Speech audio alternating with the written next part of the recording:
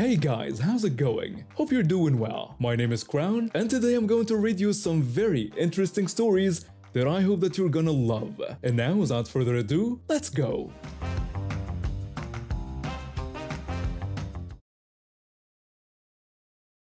I had just gotten paid and decided to treat myself to something special for Valentine's Day. Being a huge fan of a certain video game franchise about catching creatures, I knew exactly what I wanted. There was this perfect plushie at my local game store that I had been eyeing for weeks now. It was this adorable evolution type creature, about 24 inches tall, and it would be perfect for both cuddling and the cosplay project I had been planning. The store was one of those big chain places that sold video games and all kinds of collectibles. I had been there plenty of times before, so I knew my way around pretty well. I grabbed the plushie I wanted and went straight to the register. The cashier rang me up and I also bought one of those reusable bags that would give me $5 off any collectibles that fit inside it on future purchases. After paying, I decided to stick around and browse for a bit, thinking about what I might want to pick up on my next visit. Now, it was freezing outside and Texas doesn't usually get this cold, but when it does, you really feel it. I was bundled up like I was about to climb a mountain.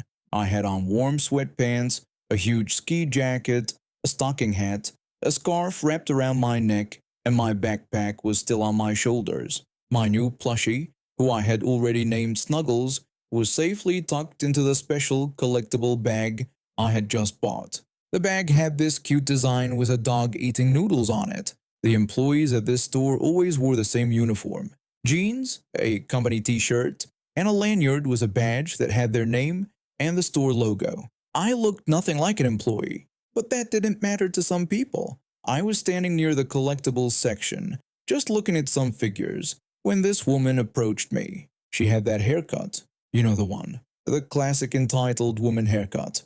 And she had this look on her face like she was already annoyed before she even opened her mouth. She asked me if they had some game there. I looked up confused and asked her what she meant. She repeated her question with attitude, saying I was being really slow. I asked her what she was talking about again. She snapped her fingers at me, right in my face. She told me she wanted that game because she was going to buy it for her son. I hugged Snuggles closer to my chest, still trying to figure out what was happening. I told her I didn't know, maybe they had it. Then it clicked. This woman thought I worked here. How could anyone look at me, dressed like this, holding a shopping bag with a plushie in it, and think I was an employee? It made no sense. She raised her voice and asked me how I didn't know if they had the game. She called me stupid.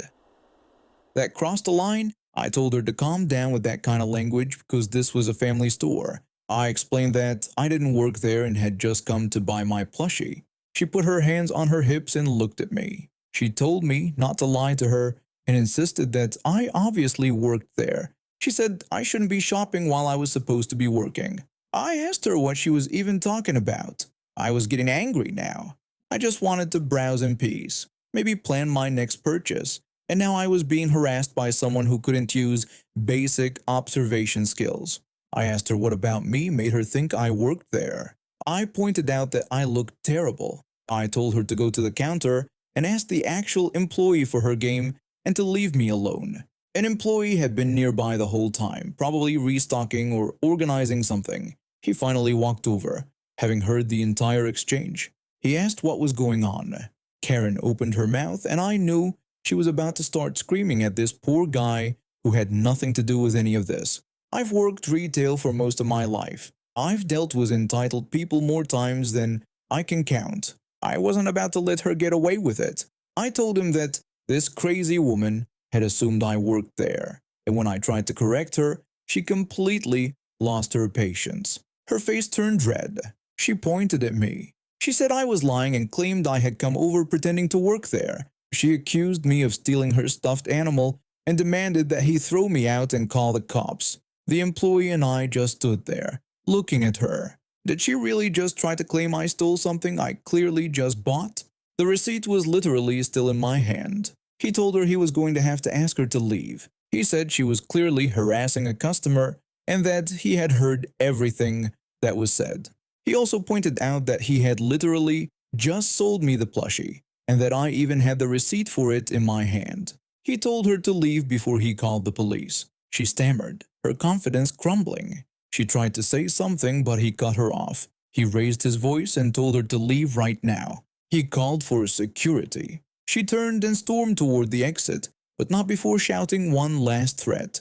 She yelled that she would never shop there again and that she would be calling corporate about the terrible customer service. The door slammed behind her, and the employee and I just looked at each other for a second before we both burst out laughing. The whole thing was so ridiculous, so completely absurd, that we couldn't help it. He apologized for what happened and asked if there was something in the store he could offer me as compensation. I told him we were good and that I had a news story for the internet now. He laughed and said he'd look it up and give it an upvote. Then he hooked me up with some store credit anyway, which was really cool of him. I thanked him, grabbed Snuggles, and headed out to get something to eat. I need to give some background before I get into what happened. My dad founded a chain of pharmacies about 15 years back. Over the years, he built up a loyal customer base, and many of them became more like family friends than just regular customers. One of these was an elderly woman who had been coming to his main location for nearly a decade. She was in her late 70s, walked with the help of a walker, and always came with her husband, who would wait in the car while my dad helped her inside. She was recovering from cancer treatment at the time, and my dad always made sure to personally handle her prescriptions and help her to the car when she was done. This happened about 2 years ago. The elderly woman had just finished picking up her medication. My dad rang up her prescriptions, she paid, and then he walked around the counter to help her out to the car like he always did. Her husband was parked right in front of the pharmacy, and my dad opened the passenger door for her, made sure she was settled in, and handed her the bag with her medication. My dad told her to take care and that he would see her next week. The elderly woman thanked him and said he was always so helpful. My dad closed the door and started walking back toward the pharmacy entrance. He was maybe 10 feet away when he heard a sudden yelp behind him. He spun around immediately and saw the elderly woman on the ground next to the car. Standing over her was a middle-aged woman holding the medication bag. The woman who had pushed her looked directly at my dad. For a second, they just stared at each other. Then she took off running down the street toward a side alley that ran alongside the pharmacy building. My dad rushed over to the elderly woman first. He asked if she was okay and if she could move. The elderly woman said she thought so and explained that the other woman had just pushed her and grabbed her bag. My dad told her to stay there with her husband and said he was calling an ambulance. He quickly dialed for an ambulance and told them an elderly woman had been assaulted and needed medical attention. Then he looked down the alley where the woman had run and took off after her. The woman had maybe a 20-second head start, but she was not in good shape. My dad could see her huffing and puffing when she ran, and within about 30 seconds, he had closed the gap significantly. She kept looking back over her shoulder, and when she saw how close he was getting, she tried to speed up but just couldn't manage it. My dad caught up to her about halfway down the alley. He grabbed her from behind and tackled her to the ground, pinning her down with his weight. He was about to start yelling at her when she beat him to it. She screamed and asked what he was doing and demanded he get off her. She yelled that this was assault and that she was calling the police. My dad yelled back that she had just assaulted an elderly woman and stolen her medication. He asked her what she thought she was doing. He pulled out his phone and dialed the police while still keeping her pinned. She was squirming and trying to get free, but my dad is a pretty big guy, and she wasn't going anywhere. The dispatcher answered, and my dad quickly explained the situation. He told them that a woman had just pushed over an elderly customer outside his pharmacy and stolen her prescription medication, and that he had chased her down and was currently holding her in the alley next to his store. The dispatcher told him to keep her there and that they were sending a car immediately. The whole time my dad was on the phone, the woman kept screaming and interjecting. She yelled that he was lying and that he had attacked her. She insisted she hadn't done anything and that this man had just tackled her for no reason. The dispatcher could hear her yelling in the background and told my dad to stay on the line until the officers arrived. After the call, the woman started crying and screaming even louder. She said her kids needed this medication and that the elderly woman didn't. She cried that her children were sick and she couldn't afford their medicine. She added that the old woman could get more. My dad responded that the elderly lady had medication for her recovery from cancer. He said that unless one of her kids had just recovered from chemotherapy, he doubted they would need this medication. She cried that he didn't understand and that she needed this. She insisted her family needed this. My dad replied that she should have gotten her own prescription instead of assaulting an old woman. Within about 5 minutes, a police car pulled up at the entrance to the alley. 2 officers got out and walked toward them. The woman immediately started screaming at them. She yelled for the officer and said thank God they were here. She claimed that my dad had attacked her and tackled her for no reason. She demanded to press charges and kept yelling that this was assault. One of the officers held up his hand. He told her to calm down and said they needed to hear both sides. My dad explained what had happened. He told them about the elderly customer, how he had walked her to her car, how he heard her cry out and saw this woman standing over her with her medication, and how she had run when she saw him looking. The officers took statements from both of them. The woman stuck to her story that my dad had attacked her unprovoked. But when my dad mentioned that the entire incident was caught on the pharmacy security cameras, her face went pale. The officers went back to the pharmacy with my dad to review the footage. By this time, a small crowd had gathered outside.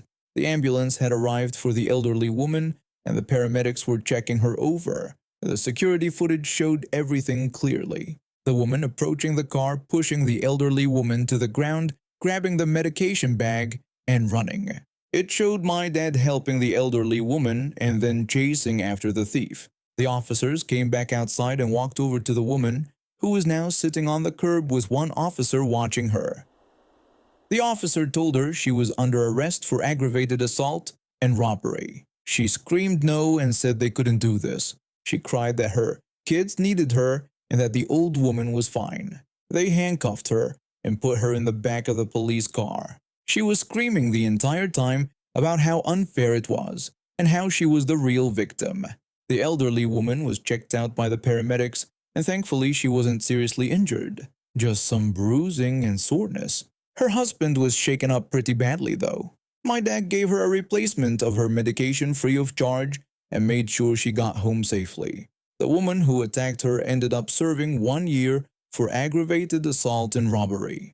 My dad had to testify at her trial, and she showed no remorse whatsoever. She kept insisting she was justified because her family needed the medication more. The elderly woman continued coming to the pharmacy for years after that, and my dad always made sure to walk her all the way to the car and wait until they drove off before going back inside. I started working at this burger place when it first opened.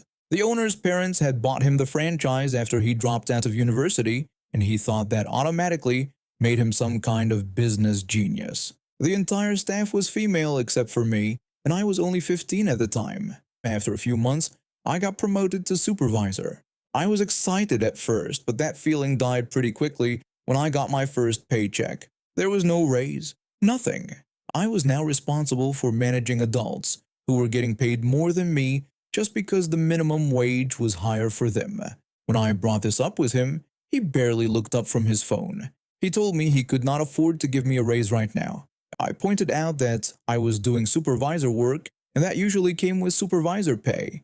He brushed me off and said I was in high school and did not need that much money anyway. That was his answer to everything. I was young, so my concerns did not matter. But the thing was, my shifts ran smoothly. Every single shift I supervised got 5-star reviews. I made sure of it because I actually cared about customer service. I would check every order before it went out, make sure the fries were hot, and that the burgers were cooked properly. I trained the staff on how to handle complaints and how to keep the dining area clean. He did not. When a customer complained about cold fries or an undercooked burger, he would literally tell them they were wrong. Not that he would fix it, just that they were wrong. I watched him argue with a woman once who said her burger was raw in the middle. He took one look at it and told her she did not know what properly cooked meat looked like. She left and never came back. People would walk out furious and never come back. The place was only bringing in about $8,000 a week, which was pathetic for a franchise location.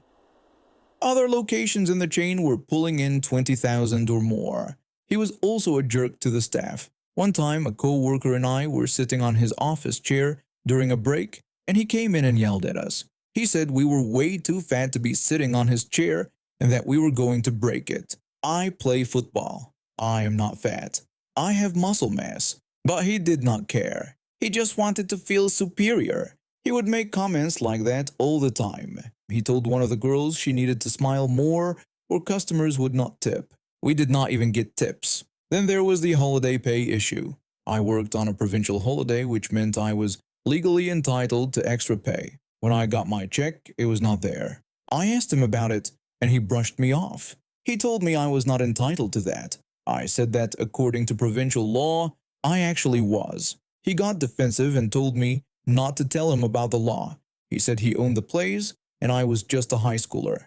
That was the moment I realized he was not just ignorant, but also willing to break the law to save a few bucks. Several of my co-workers had the same issue, and we all approached him together. He dismissed us again. He told us that if we did not like it, we could quit. So we let it go for the time being, but I kept notes. I started writing down every shift I worked, every holiday, and every time he shorted someone on their pay. The real breaking point came one night when I was covering a close for the other supervisor who called in sick. We had 0 customers for the last 2 hours. Not a single person walked through the door. So I made the decision to shut down the fryers 15 minutes early so the staff could leave on time and save him some money on utilities and labor. The staff were happy because they could actually get home before midnight for once.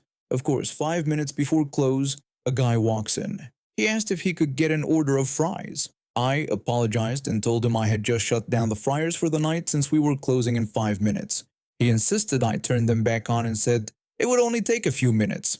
I explained that I could not do that because the oil was already cooling down and it would take at least 20 minutes to heat back up. He said it was ridiculous and that he just wanted fries. I offered him a refund for any inconvenience, but he refused.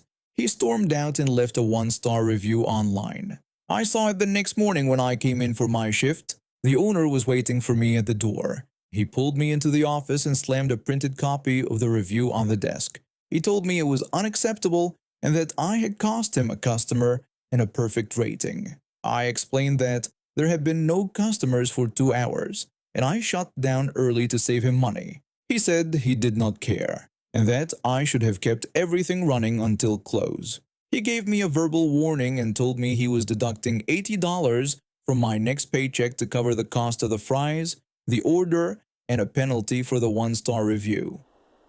I asked him how he calculated $80 for an order that would have cost maybe $3. He said it was for lost business and damage to the reputation of the restaurant. I told him he could not do that because it was illegal. He said he could do whatever he wanted because he owned the place. I went home furious. I spent the next few hours researching labor laws, and sure enough, he was completely in the wrong. Employers in Ontario cannot deduct money from your paycheck for things like broken equipment, cash shortages, or lost business. It is illegal. I screenshotted the exact legislation and texted it to him. He read it but did not respond. The next day, 10 minutes before the end of my shift, he called me into the office again. He told me he was letting me go and that it was for repeated poor performance. I asked him what poor performance he was referring to. He said I had received multiple complaints from customers. I asked him to show me proof. He could not. I said he was firing me because I called him out for breaking the law. He told me to believe whatever I wanted. I asked if I would be getting my termination pay. He said I would receive it in my final check. I left, but I was not done. I texted all my former co-workers and told them what happened. I also told them about the holiday pay issue and suggested they contact the Ontario Labour Board. Most of them did. I filed my own complaint with the Labour Board the same day. I submitted all the notes I had been keeping, my pay stubs, and copies of the text messages. 8 months later, the Labour Board ruled in our favor. Wrongful termination, wage theft, all of it. I got $3,500 in back pay and termination compensation. That included the holiday pay I never received. the $80 he tried to deduct, and compensation for wrongful dismissal. The others got payouts too, and altogether, he owed close to $15,000 to $18,000. Some of the staff who had been there longer than me got even more because they had been shorted on multiple holidays. By that time, I had already gotten a new job at a restaurant right next door.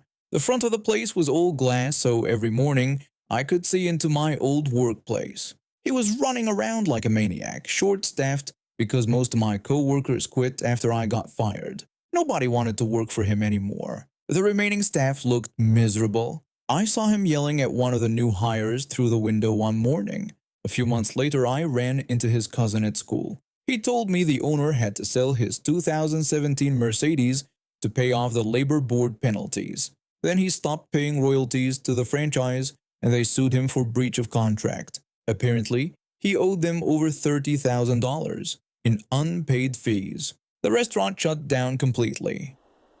The windows were papered over and the equipment was sold off. All of that over $1.50 worth of fries. Last I heard, he is working at his dad's fast food place now. Not as a manager, just a regular employee. His dad apparently refused to give him any authority. After what happened, I still work at the restaurant next door. Every time I walk past the old location, I smile. And now we have reached the end of today's stories. Thank you for watching, and see you next time.